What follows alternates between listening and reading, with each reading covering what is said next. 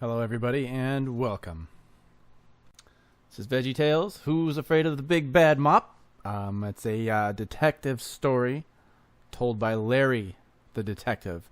He's kind of a fast talker. Please be sure to like and subscribe so you can see all the future books that are coming. Ladies and gentlemen, the story you're about to read is silly. The names have been changed to protect the serious. It was a slow day at police headquarters. Bob worked on a puzzle while I read a book, The Mop That Ate Cleveland. The book was about a giant mop that wiped out an entire city. It was pretty scary stuff, but it didn't bother me. After all, I was a detective. My name is Detective Larry the Cucumber, and my partner is Bob the Tomato. Bob carries a badge. I carry a badger. Don't ask why.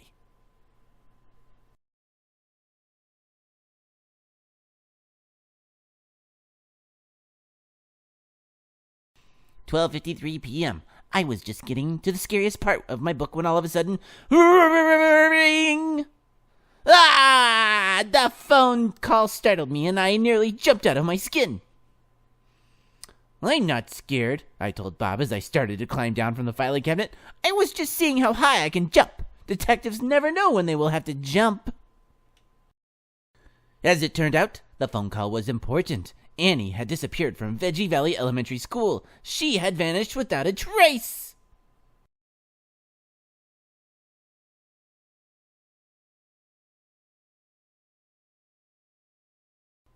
"1:05 p.m. We arrived at Veggie Valley Elementary School. Although it was Saturday, the school was buzzing with people. It was the day of the big city spelling bee.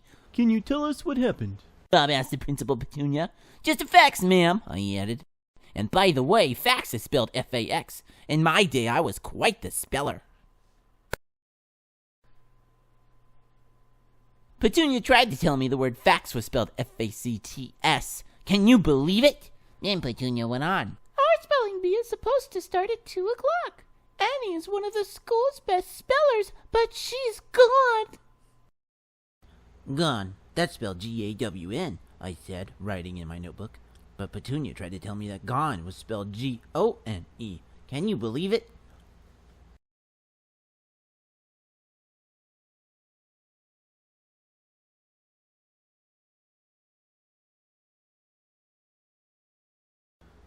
Do you have any idea why Annie disappeared?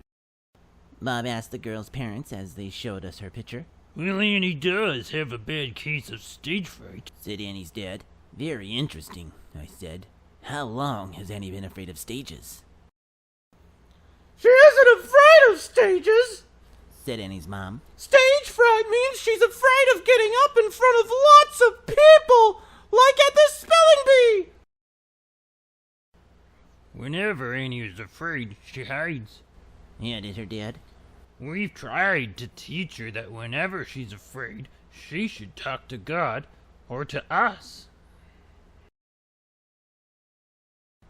"It must be tough being scared," I said. "I'm glad we detectives are never afraid." Bob just rolled his eyes.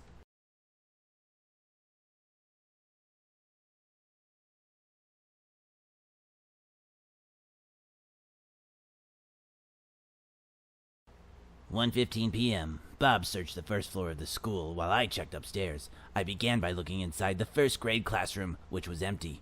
No sign of Annie. Then I went to the second grade classroom. Still no Annie. Finally, I peeked inside the third grade classroom.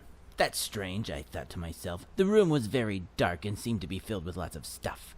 It's a good thing we detectives are never afraid, I reminded myself as I walked into the spooky room.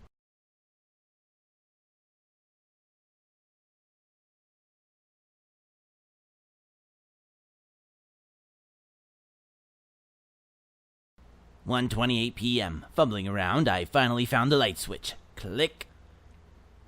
Ah!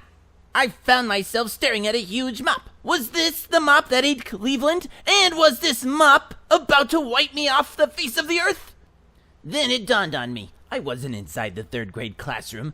I was inside the janitor's closet with lots and lots of mops. Ah!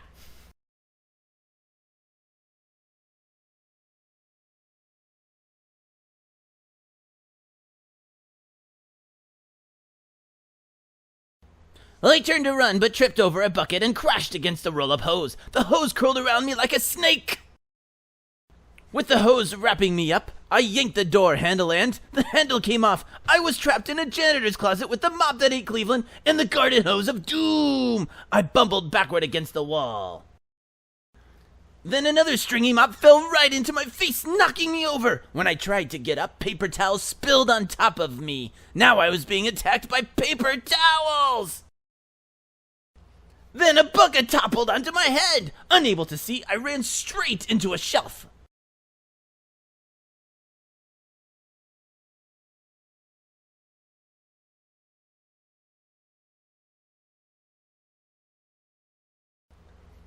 With the bucket still on my head, I dashed towards the door. I wanted to bust through. I wanted to... Whoa!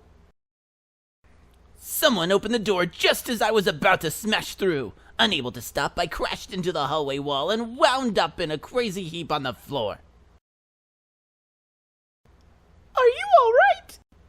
Asked a girl as she lifted the bucket from my head. I found myself looking right into Annie's face.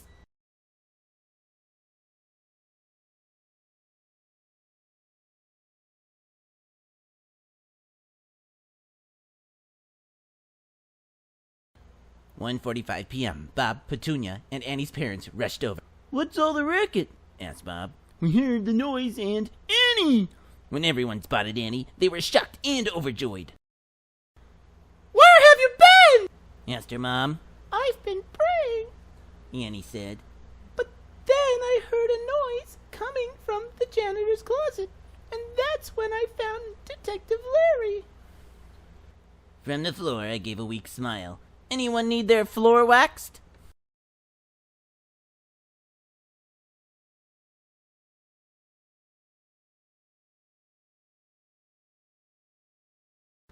"1:50 p.m. Annie told us she had been scared about standing in front of so many people for the spelling bee. Then she remembered that her parents said it would help to talk to God whenever she is afraid. So I went into an empty classroom to pray, Said Annie. and you know what? It helped. It really helped to tell God about my fears. I made a note of that. Afraid is spelled A-F-R-A-Y-E-D, I said. But Petunia tried to tell me that afraid is spelled A-F-R-A-I-D. Can you believe it?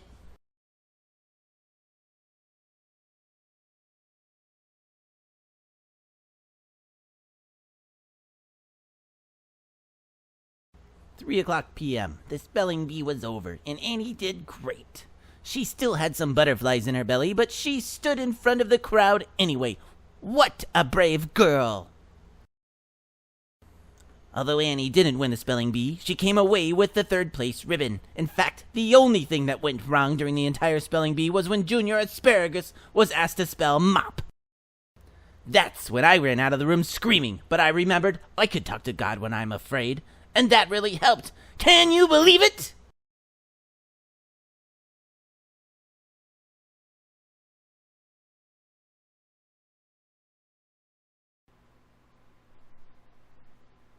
If you are afraid of people, it will trap you. But if you trust in the Lord, he will keep you safe. Proverbs 29:25. Thanks again, everybody, for watching. Please be sure to like, subscribe, and share with your families. And I'll see you next time.